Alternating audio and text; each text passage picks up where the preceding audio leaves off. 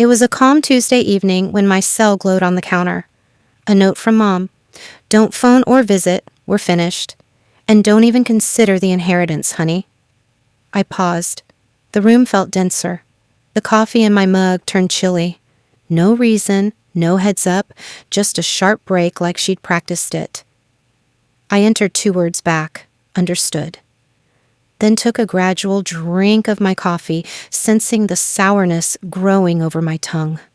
By midnight, my cell was exploding with ignored calls and notes. And that's when everything began to fall apart. People always said my family looked picture-perfect. Dad in his crisp shirts, Mom's pearls catching the Sunday light, my brother Brandon laughing loud enough to fill the whole diner. From the outside, we were the American dream family of Tulsa. But every dream looks perfect until you see the cracks under the paint. Dad, Stephen Hayes, built his empire, one greasy kitchen at a time. The man could turn a broken-down diner into a full restaurant by sheer willpower and pride. He was the kind of father who believed respect was earned by obedience, not love. The restaurants are our legacy, he used to say, pointing a fork at me over dinner. You'll learn the business, Susan. I never wanted the business. I wanted light, color, and space, not the smell of frying oil. I wanted to design to build something that felt alive. When I told him I'd been accepted into an art school in Chicago, he laughed like I just told him a joke. If you walk away from this family's work, he said, you walk away from our support. He meant it. I paid my own tuition, juggling 2 jobs and student loans, while Brandon got a brand new car at 16 for helping out at the diner. Mom never stepped in. She'd pour another glass of wine, smile tight, and whisper, he's just hard on you because he sees your potential. But I knew better. She saw what I saw. Brandon was the golden boy, the one they'd already crowned heir years past. I built my design firm from a 1-bedroom apartment. Word spread fast. By 30, I was redesigning boutique hotels and luxury restaurants across Oklahoma. But at every family dinner, it was still about Brandon, his new project, his big ideas, my work. Cute Dad would say, barely looking up. When Mom got sick 5 years ago, I didn't hesitate.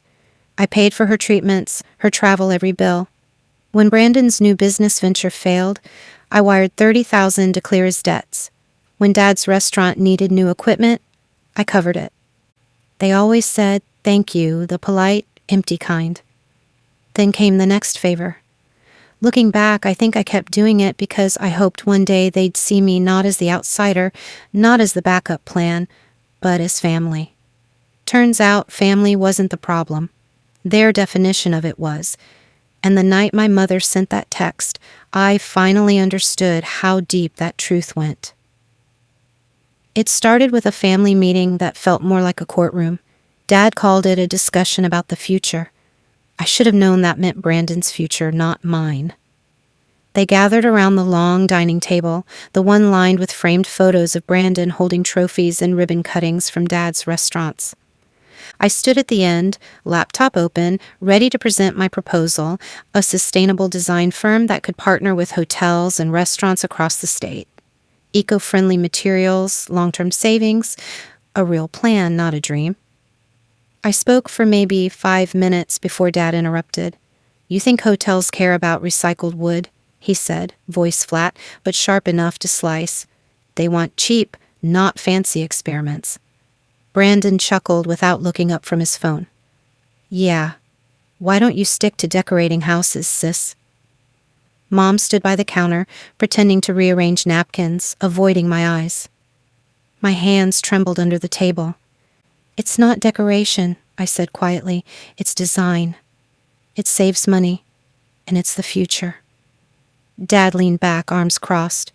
We're not throwing money away on your pipe dream. Brandon's opening a new location that's our priority. Something inside me cracked.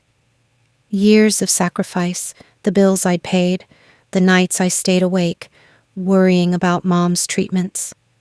All of it meant nothing. Mom, I said, turning to her, you've seen my work. You know this could work. She hesitated, eyes darting toward Dad. It just sounds risky, Susan. You know how the restaurant business is. Her words landed harder than his insults. Risky. That was the same thing he'd said when I wanted to go to college. Then out of nowhere, Tara Brandon's wife spoke. Her voice was soft, but it cut through the tension. "I think it's innovative," she said. "Sustainability is a big deal now." Brandon shot her a look that could have frozen fire. She shrank back into silence. Dad waved a hand, dismissive. "Enough. Meeting over." As I packed up my laptop, I caught Tara's eyes. She mouthed something that stopped me cold. "I need to tell you something." Later that night, she found me in the driveway. Her voice shook. "Brandon's been taking money from the restaurants, thousands. He's hiding it." My heart pounded. "Are you sure?" She nodded. "I found the records." "He's been lying to your parents for years."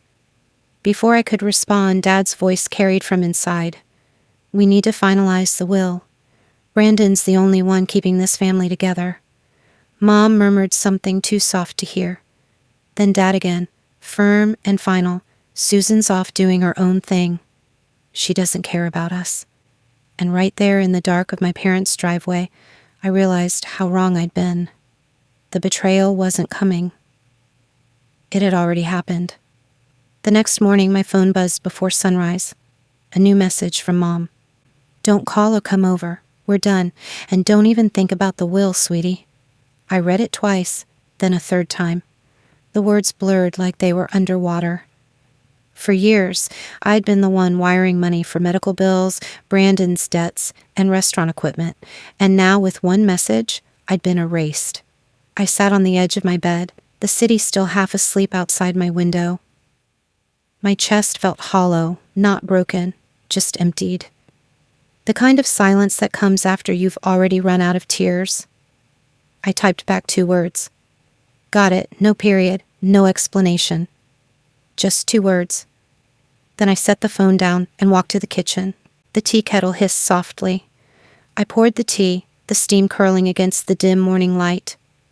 I lifted the cup, took a slow sip, and for the first time in years, the quiet didn't scare me. It felt like control. I opened my laptop. My banking app blinked awake. One by one, I canceled everything. Mom's hospital payments gone, restaurant supply bills canceled, Brandon's loan stopped cold. Each click echoed in the apartment like a door closing. I wasn't crying. I wasn't shaking. I just felt lighter. For the first time, my money wasn't feeding their silence. It was buying my freedom. By noon, my phone started ringing. Mom first, then Dad, then Brandon. I didn't answer. I couldn't. Not because I was angry, because I finally understood how much power I'd given them. The screen lit up again. Another call, then another. By evening, there were 20 missed calls, 5 voicemails, and a string of texts. "You're tearing the family apart. How could you do this to your mother? You'll regret this, Susan." I didn't reply. I just turned the phone face down. When the clock hit midnight, it started again. A storm of notifications buzzing and flashing like fireworks, and as I sat there, tea cooling beside me, I realized something simple and brutal. They didn't want me. They wanted the help. The version of me that never said no, that paid the bills and kept the lights on. That version of me was gone. I looked out the window, the city glowing gold in the distance. Somewhere a car alarm wailed, then fell quiet. "I'm done." I whispered not to them, but to myself, and for the first time, I actually believed it. By morning, the storm hadn't passed. It had only changed shape. 37 missed calls, 11 voicemails, dozens of texts stacked like threats waiting to be opened. I made breakfast like nothing happened. The smell of toast filled my apartment while the phone kept lighting up beside the sink. I didn't pick it up until one voicemail from Dad appeared with the word urgent. I hit play. His voice came through sharp, commanding, "You need to fix this, Susan. The restaurants can't survive without your help. You owe us that much." Oh, the word hit me like an insult. I'd covered hundreds of thousands over the years, my savings, my work, my time, and now it was a debt. Another voicemail, Brandon this time. "You think you can just walk away. You're selfish. You're leaving Mom in tears." Then Mom's voice, soft trembling. "Please, Susan, don't do this to me." After everything we've been through, I pressed my palms against the counter, the cool marble grounding me. They weren't reaching out for forgiveness. They were reaching out for control. By noon, Tara called. Her voice was low, urgent.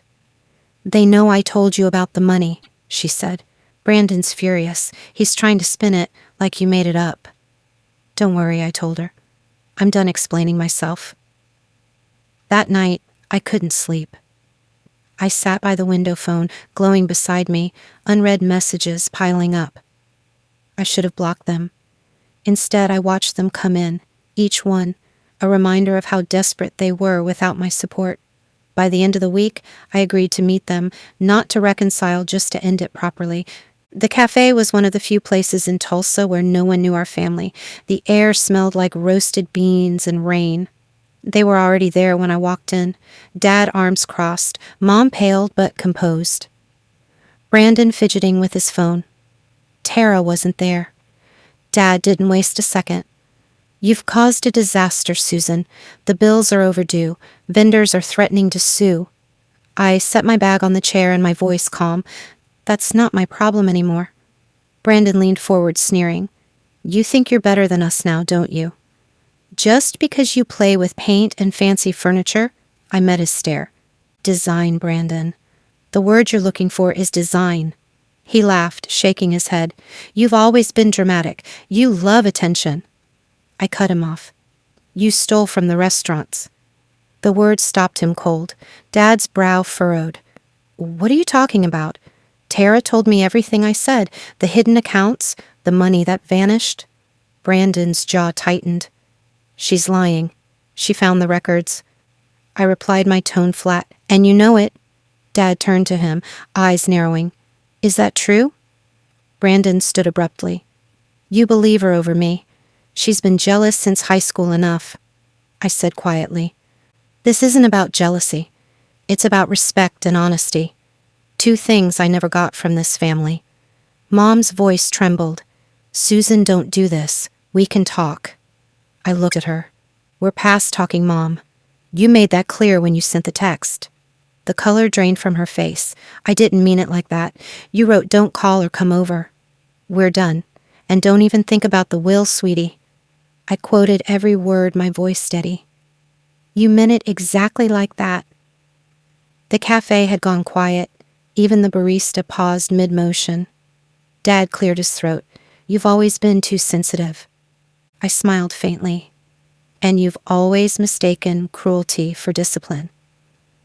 For the first time, I saw a flicker of uncertainty in his eyes. I reached into my bag, pulled out a neatly folded folder, and placed it on the table. "I sold my sustainable design project," I said. "A national firm bought it for $1 million. They all stared at me. "I built that without your help," I continued. "No loans, no family money. Just me." Brandon's mouth twisted. "Good for you." "Want a medal?" "No," I said. "I just want you to understand that I don't need this family anymore, and you don't get to call me when things fall apart." Dad's jaw clenched. "You think that money makes you powerful?" I leaned forward slightly. "No. Walking away does." The silence that followed was heavier than any scream. Mom finally spoke, tears welling in her eyes. "We're still your family. Family doesn't use you like an ATM," I said softly. "Family doesn't write you off when you stop paying." Brandon slammed his fist on the table. "You're pathetic. You think you can just cut us out?" I met his anger with calm. "Funny. That's exactly what you did to me." He opened his mouth again, but I stood before he could speak. "I'm not your safety net anymore," I said. "Not your backup plan, not your excuse." Dad's voice rose. "You'll regret this, Susan." I turned one hand on the chair. "Maybe. But at least I'll regret it on my own terms." As I walked toward the door, I heard Mom whisper behind me, "Please, Susan, don't do this." But I didn't look back. The door chimed softly as it closed behind me. The air outside was cool. The sun low on the horizon, painting the street gold. My phone buzzed again in my pocket, but I ignored it. When I reached my car, I finally let out a breath I hadn't realized I'd been holding. Through the cafe window, I could still see them, three silhouettes arguing among themselves, their voices muted by glass. I wasn't part of that noise anymore. I took out my phone, scrolled through the messages, and pressed delete all. The screen went blank, quiet, clean. I started the engine, the radio humming softly. For the first time, I wasn't driving away from them. I was driving toward myself. A year later, I heard the news through mutual friends, not from them. The Hayes restaurants were gone. The family legacy Dad guarded like a crown had crumbled under debt and lawsuits. Vendors sued after discovering Brandon's hidden accounts. Dad tried to fight it, but the numbers didn't lie. Brandon's name appeared in the local paper next to words like fraud and embezzlement. Tara left him quietly moving to Dallas with their daughter. Mom and Dad sold their house and moved into a smaller place outside Tulsa. I didn't feel joy when I heard it. Just a strange, heavy calm, the kind that comes after a storm has taken everything down and left the air clean. My firm had grown. I opened a second office in New York, traveling between cities, designing hotels that carried my name on brass plaques. Every now and then, I'd find myself in a lobby I'd created. Warm lights, clean lines, quiet music, and I'd think, this is what home feels like when you build it yourself. One afternoon, sitting by the window of a cafe in Manhattan, I ordered the same kind of tea I'd had that night. The steam curled into the sunlight just like before. A notification blinked on my phone, an unknown number from Tulsa. I let it ring out, the sound fading beneath the soft jazz playing overhead. I smiled, lifted my cup, and took a slow sip. The tea was still bitter, but now I understood why it wasn't the drink. It was the lesson. Peace didn't come from fixing them. It came from letting them fall. People ask me sometimes if I miss them. The truth, I miss the version of them I kept hoping existed. The one that might have loved me without conditions, without a price tag attached, but that version never lived outside my imagination. Now, when I think of family, I think of peace, the kind that doesn't demand or drain.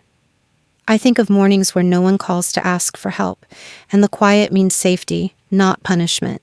Family isn't blood, it's respect, and silence when it's chosen can be the loudest form of freedom. If you've ever had to draw a line between love and survival, tell me in the comments. I want to hear your story. And hit subscribe, because the next story might remind you that walking away isn't weakness, it's winning.